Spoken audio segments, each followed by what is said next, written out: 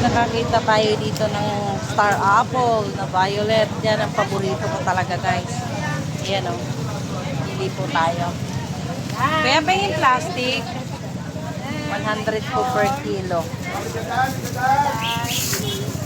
Yan. Ang gustong gusto ko talaga to.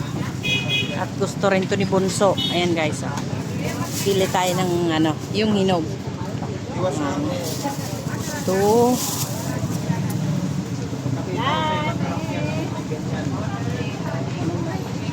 Gustong gusto kasi talaga to ni Bunso. Ayan o. 3 4 Bili tayo, guys.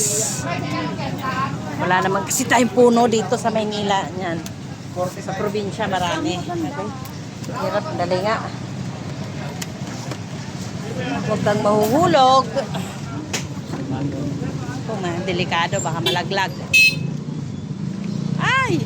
Kuya, papatong na lang. Malaglag eh.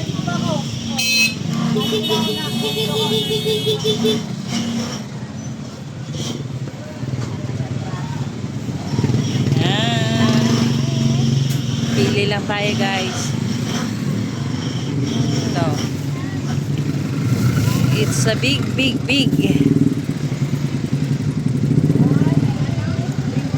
Gusto ko nito kasi yung malambot talaga.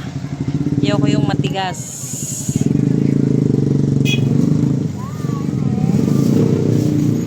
Matamis siya, kuya.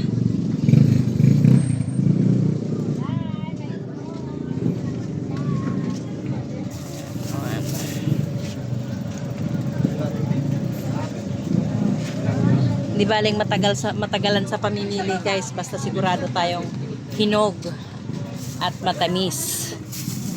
Kasi kapag kahilaw, hindi naman din natin mapapakinabangan. Di po ba? Ayan. Di ba?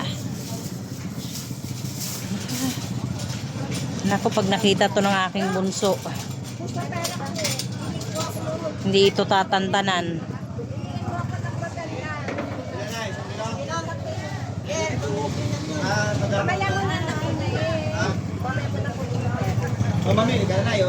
Yan o, kahit maliit, basta hinog. Yan. Oh, yun o, nakapili tayo na maganda. Maganda ba yan? Hindi, pareho lang naman po. Kaya lang, namimili po ako talaga yung hinog na hinog para masarap at matamis.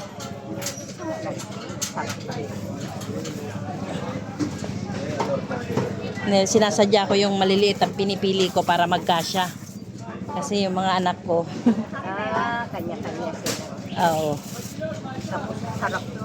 Pag malalaki, hindi makakatikim yung iba. Hindi na kaya to. Ayan, kuya, patimbang nga, please. Ayan, okay na. Pakidoble yung plastic, ha. Yan, guys. Di po ba? Star apple. Then, meron din po sila ditong gabi. Pero may stock pa kasi ako sa bahay. How much I love you. Ayan. Thank you for watching, guys.